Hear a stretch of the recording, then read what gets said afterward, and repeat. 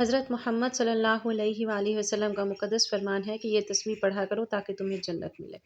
اللہ اس بندے کو 70,000 حج، 70,000 قرآن پاک ختم کرنے، 70,000 غلام آزاد کرنے کا ثواب دیتا ہے۔ محترم ناظرین، سیدنا ابو امامہ رضی اللہ تعالیٰ عنہ روایت کرتے ہیں کہ رسول اللہ صلی اللہ علیہ وآلہ وسلم کا فرمان عالی شان ہے کہ جو شخص ہر نماز کے بعد یا دن رات کے کسی بھی لمحے میں دل کی حضوری اور یقین کے ساتھ یہ تسبیح پڑھے، اللہ تعالیٰ اس کے لیے 70,000 قرآن مجید ختم کرنے کا ثواب لکھ دیتا ہے اور 70,000 حج مقبول کا اجر دیتا ہے اور 70,000 غلام آزاد کرنے کا بدلہ عطا کرتا ہے، اور اس کے لیے جنت میں ایک ایسا محل تیار کیا جاتا ہے جس کی وسعت آسمان اور زمین کے درمیانی فاصلے سے بھی کئی زیادہ ہوتی ہے۔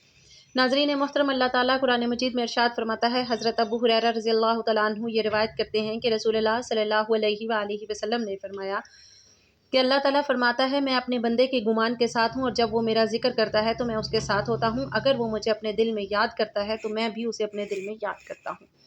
اگر وہ مجھے لوگوں کے مجمع میں یاد کرتا ہے، میں بھی اسے ایسے مجمع میں یاد کرتا ہوں جو اس سے بہتر ہے۔ جب انسان پر دنیا کی مصیبتیں بڑھ جائیں، رزق کی تنگی اسے گھیر لے، دعائیں نہ سنی جا رہی ہوں، تو یہی وہ وقت ہوتا ہے ناظرین جب اللہ کی تسبیح دل کی دنیا بدل دیتی ہے۔ یہ تسبیح وہ کنجیاں ہیں جو غیب کے خزانوں کے تالے کھول دیتی ہیں۔ حضرت ابو ہریرہ رضی اللہ تعالیٰ عنہ سے مروی ہے کہ نبی پاک صلی اللہ علیہ وآلہ وسلم نے فرمایا، جو بندہ دن بھر میں اس تسبیح کا ورد کرتا ہے اس کے تمام گناہ معاف کر دیے جاتے ہیں، چاہے وہ سمندر کی جھاگ کے برابر ہی کیوں نہ ہو۔ جب کسی قوم کی سرکشی حد سے گزر جاتی ہے، جب وہ نبیوں کی تنبیہات کو جھٹلانے لگتی ہے، اور جب وہ اس غلطی میں مبتلا ہو جاتی ہیں کہ طاقت، دولت اور دنیاوی شان و شوکت اسے ہمیشہ بچا لے گی، تب اللہ کا قانون حرکت میں آتا ہے۔ تب اللہ کی پکڑ آتی ہے جو ایسی شدید اور غیر متوقع ہوتی ہے کہ وہ پوری نسل کو عبرت کا نشان بنا دیتی ہے۔ قرآن مجید میں اللہ رب العزت کا ارشاد ہے کہ ہم نے ہر قوم کو ان کے گناہوں کی وجہ سے پکڑا، کوئی تھا جس پر ہم نے پتھروں کی بارش برسائی، کسی کو ہم نے ایک زوردار چیخ سے ہلایا، کسی کو ہم نے زمین پر دھسا دیا اور کسی کو ہم نے غرق کر دیا۔ یہ سب کچھ ہم نے اس وقت کیا جب وہ اپنی سرکشی میں حد سے گزر چکے تھے، اور یاد رکھو اللہ ان پر ظلم نہیں کرتا، وہ تو خود اپنی جانوں پر ظلم کر رہے تھے۔ اس آیت کریمہ میں اللہ تعالیٰ نے ہمیں ایسا کلمہ دیا ہے جس سے تمام گزشتہ اقوام کو تباہی کو سمجھا جا سکتا ہے۔ ان کے جرائم مختلف تھے لیکن جڑ ایک ہی تھی، گناہ، نافرمانی اور اللہ کے کلمات کا انکار جو زمین میں بگاڑ پیدا کرتا ہے، وہ آخرکار خود اسی بگاڑ میں فنا ہو جاتا ہے۔ ان قوموں کا انجام یہ ہے کہ ان کے محلات آج کھنڈر بن چکے ہیں اور ان کے نام عبرت کے مثال بن چکے ہیں۔ اسی طرح اللہ تعالیٰ قرآن مجید میں ارشاد فرماتا ہے، اور حضرت نوح علیہ السلام کی قوم کا حال بھی ہمارے سامنے ہے، جب انہوں نے مسلسل 950 سال تک اللہ پاک کے پیغمبر کو جھٹلایا، مذاق اڑایا اور اپنی ضد پر ڈٹے رہے، تو ہم نے انہیں پانی کے طوفان میں غرق کر دیا۔ ان کی کشتیاں، ان کی عمارتیں، ان کے منصوبے، سب کچھ پانی میں بہہ گیا۔ ہم نے انہیں اس لیے ہلاک کیا تاکہ آنے والے لوگوں کے لیے وہ ایک نشانی بن جائے۔ یہ نشانی محض ایک تاریخی واقعہ نہیں بلکہ ایک مسلسل تنبیہ ہے۔ جو اللہ کے رسول کی بات نہیں مانتا، جو اللہ کے پیغام سے منہ موڑتا ہے، وہ کتنا ہی طاقتور ہو، ایک ہی لمحے میں صفحہ ہستی سے مٹ جاتا ہے۔ ہم نے ظالموں کے لیے ایک دردناک انجام تیار کر رکھا ہے۔ اس آیت کریمہ میں نشانی کا لفظ بہت اہم ہے، یعنی تباہ شدہ قومیں نہ صرف ماضی کی داستانیں ہیں بلکہ حال کے انسان کے لیے ایک کھلا پیغام ہے کہ راہ حق سے ہٹنے کا یہی نتیجہ ہے۔ مزید اللہ تعالیٰ قرآن مجید میں ارشاد فرماتا ہے، کیا ان لوگوں نے زمین میں چل پھر کر ان قوم کی حالت نہیں دیکھی جو ان سے پہلے تھی؟ قوم لوط، قوم عاد، قوم سمود، قوم ابراہیم کی قوم مدین والے اور وہ بستیاں جو الٹ دی گئیں، سب کی سب اللہ تعالیٰ کے رسولوں کو جھٹلانے پر آئیں تو تباہ کر دی گئی۔ ان سب کے پاس ان کے نبی واضح نشانی لے کر آئے تھے، دلائل دیے، معجزات دکھائے، صبر سے کام لیا، مگر جب قوم نے ہٹ دھرمی سے انکار کیا تو اللہ تعالیٰ نے انہیں فنا کر دیا۔ اللہ ان پر کوئی ظلم نہ کرتا تھا بلکہ وہ خود اپنی جانوں پر ظلم کرتے تھے، اور ظلم کا مطلب یہاں کسی پر زیادتی کرنا نہیں بلکہ اللہ پاک کی نافرمانی کرنا ہے۔ اپنی آخرت کو برباد کرنا اور سچائی کو ٹھکرا دینا بھی سب سے بڑا ظلم ہے۔ یہ آیت کریمہ ہمیں یہ سمجھا رہی ہے کہ ان قوموں کی کہانیاں صرف عبرت کے لیے نہیں بلکہ فیصلے کن کے طور پر قرآن مجید میں جگہ پاتی ہیں۔ قوم عاد کی طاقت اور اس کے غرور اس وقت تک باقی رہا جب تک حضرت ہود علیہ السلام ان کے درمیان تبلیغ کرتے رہے۔ وہ ستونوں والے عالی شان محلات میں رہتے تھے، تیز رفتار گھوڑوں کی فوج رکھتے تھے اور اپنے آپ کو ناقابل شکست سمجھتے تھے، لیکن جب انہوں نے اپنے نبی کا مذاق اڑایا، حق کو جھٹلایا، تو اللہ تعالیٰ نے ان پر ایک زوردار اور مسلسل آندھی بھیجی جو 7 راتیں اور 8 دن تک مسلسل ان پر چلتی رہی۔ اللہ تعالیٰ قرآن پاک میں ارشاد فرماتا ہے، اور قوم عاد کو ایک تند و تیز آندھی سے ہلاک کیا گیا۔ ایسی آندھی جو نہ صرف ان کے جسموں کو اڑا کر لے گئی بلکہ ان کے گھروں، فصلوں اور محلات کو بھی نیست و نابود کر گئی۔ وہ ایسے گر پڑے تھے جیسے کھجور کے سوکھے ہوئے کھوکھلے تنے زمین پر بکھرے پڑے ہوتے ہیں۔ کیا تم آج ان میں سے کسی کو باقی دیکھتے ہو؟ یہ سوال ناظرین بذات خود ایک طعنہ ہے اس قوم پر جو سمجھتی ہے کہ وہ ہمیشہ باقی رہے گی۔ یہ ہمیں بتانا چاہیے کہ جو اللہ تعالیٰ کے سامنے جھکتا نہیں ہے وہ اس دنیا میں بھی ذلیل ہوتا ہے اور آخرت میں بھی ذلیل اور رسوا ہوگا۔ قوم سمود نے پہاڑوں کو تراش کر اپنے گھر بنائے تھے۔ ان کے پاس انجینئرنگ کی وہ صلاحیت تھی جس پر وہ فخر کرتے تھے۔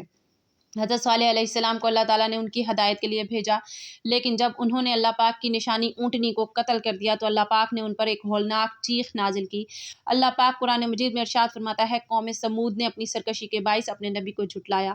جب ان کا سب سے بدبخت اور سرکش شخص آگے بڑھا اور اللہ کی اونٹنی کو قتل کر دیا تو اللہ کا غضب ان پر نازل ہوا اور اس نے ان کو ہلاک کر کے رکھ دیا۔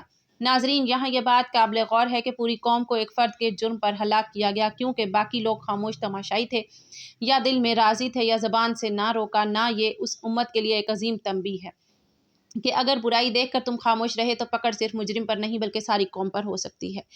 قوم لوط کی ہلاکت کا سبب محض بدعملی نہیں بلکہ فطرت سے انحراف تھا کہ بدفعالی نے انسانی معاشرے کی بنیادوں کو ہلا کر رکھ دیا تھا۔ حضرت لوط علیہ السلام نے انہیں بارہا سمجھایا مگر وہ باز نہ آئے اور نتیجہ یہ ہوا کہ آسمان سے پتھروں کی بارش ہوئی اور ان کی بستیوں کو الٹ دیا گیا۔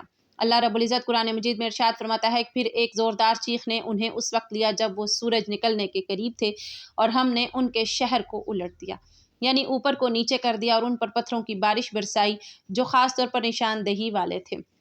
یہ سزا محض ایک گروہ کے لیے نہیں بلکہ ہر اس قوم کے لیے تنبیہ ہے جو اللہ پاک کے احکامات سے انحراف کرے۔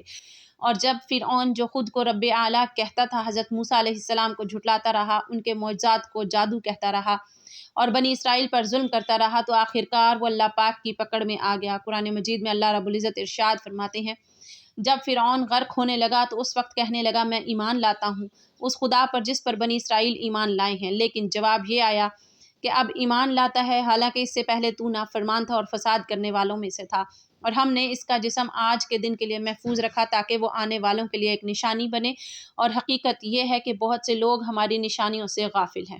اس آیت پاک میں اللہ تعالیٰ کا عدل اور قدرت نمائندہ ہے جو نہ صرف مجرم اس کے انجام تک پہنچاتا ہے بلکہ اس کا جسم بھی باقی رکھتا ہے تاکہ ہر آنے والی آنکھ اس سے عبرت حاصل کر سکے۔ ناظرین محترم، ماں باپ کی سب سے بڑی فکر اپنی اولاد کی حفاظت اور سلامتی ہوتی ہے، اور جب وہ یہ جان لے کہ اذکار اور دعائیں ان کی اولاد کے گرد ایسی رحمت کی فصیل بناتی ہیں جن سے شیطان بھی ٹکرا کر واپس لوٹ جاتا ہے تو وہ دل سے اللہ کا ذکر کرنے لگتے ہیں۔ اللہ تعالیٰ قرآن مجید میں ارشاد فرماتا ہے، حضرت علی رضی اللہ تعالیٰ عنہ سے مروی ہے کہ نبی کریم صلی اللہ علیہ وآلہ وسلم نے فرمایا کہ اپنے بچوں کو 3 چیزوں کی تعلیم دو، پہلی اپنے نبی سے محبت، دوسری ان کے اہل بیت سے محبت، اور تیسری قرآن پاک کی تلاوت۔ تسبیح وہ زبان کی جنبش نہیں بلکہ ایک ایسا روحانی عمل ہے جو بندے کو اللہ تعالیٰ کے عرش سے جوڑ دیتا ہے۔ اللہ اکبر کے الفاظ ہمیں یہ یاد دلاتے ہیں کہ کوئی چیز اللہ سے بڑی نہیں ہے۔ الحمدللہ شکر گزاری کا دروازہ کھولتی ہے۔ سبحان اللہ کہنا اللہ پاک کی پاکی کا اعتراف کرواتی ہے۔ حضور نبی کریم صلی اللہ علیہ وآلہ وسلم فرماتے ہیں، جو شخص ہر نماز کے بعد 33 مرتبہ سبحان اللہ، 33 مرتبہ الحمدللہ اور 34 مرتبہ اللہ اکبر کہتا ہے اس کے سارے گناہ معاف کر دیے جاتے ہیں، اگرچہ وہ سمندر کی جھاگ کے برابر ہوں۔ بندہ جب استغفر اللہ کہتا ہے تو وہ اپنے گناہوں کی معافی مانگتا ہے، لیکن ساتھ ہی وہ اللہ کی رحمت کے دروازے بھی کھٹکھٹاتا ہے، جو رحمت صرف گناہوں کو مٹانے تک محدود نہیں بلکہ برکت اور کشادگی کا پیغام بن کر نازل ہوتی ہے۔ نبی کریم صلی اللہ علیہ وآلہ وسلم نے فرمایا، جو شخص کثرت سے استغفار کرتا ہے اللہ تعالیٰ اس کے ہر غم کا حل نکالتا ہے، ہر تنگی سے نجات عطا فرماتا ہے اور ایسی جگہ سے اسے رزق عطا فرماتا ہے جہاں سے بندے کا گمان بھی نہیں ہوتا۔ ناظرین محترم، شیطان کا حملہ خاموش، مستقل اور گہرا ہوتا ہے۔ وہ نیتوں کو بگاڑتا ہے، گھروں میں فتنہ ڈالتا ہے اور دلوں میں وسوسے بھر دیتا ہے، لیکن اللہ تعالیٰ کا ذکر اس کی ہر چال کو ناکام بنا دیتا ہے۔ رسول علیہ الصلوۃ والسلام کا فرمان عالی شان ہے، جو شخص صبح کے وقت آیت الکرسی پڑھے وہ شام تک شیطان سے محفوظ رہتا ہے، اور جو شام کو پڑھے وہ صبح تک محفوظ رہتا ہے۔ رزق صرف کمائی سے نہیں آتا، اس کی وسعت اور برکت اللہ کی رضا میں ہے، اور اللہ کی رضا اس کے ذکر میں ہے۔ نبی کریم صلی اللہ علیہ وآلہ وسلم کا ارشاد ہے، یقیناً اپنے رب کا ذکر رزق کو کھینچ لاتا ہے جیسے پانی زمین کو زرخیز بنا دیتا ہے۔ اللہ کا قرب وہ نعمت ہے جس کے بعد کوئی اور طلب باقی نہیں رہتی، وہ قرب جو صرف عبادت سے نہیں بلکہ مسلسل ذکر، تسبیح اور دل کی گہرائیوں سے اللہ کو پکارنے سے نصیب ہوتا ہے۔ رسول اللہ صلی اللہ علیہ وآلہ وسلم یہ بھی ارشاد فرماتے ہیں، کیا میں تمہیں وہ عمل نہ بتاؤں جو تمہارے عملوں میں سب سے بہتر ہے، تمہارے رب کے نزدیک سب سے پاکیزہ ہے، تمہیں سب سے بلند درجہ بنائے اور سونے چاندی خرچ کرنے سے بھی بہتر ہے۔ صحابہ کرام رضوان اللہ تعالیٰ علیہم اجمعین نے عرض کیا یا رسول اللہ صلی اللہ علیہ وآلہ وسلم ضرور بتلائیے۔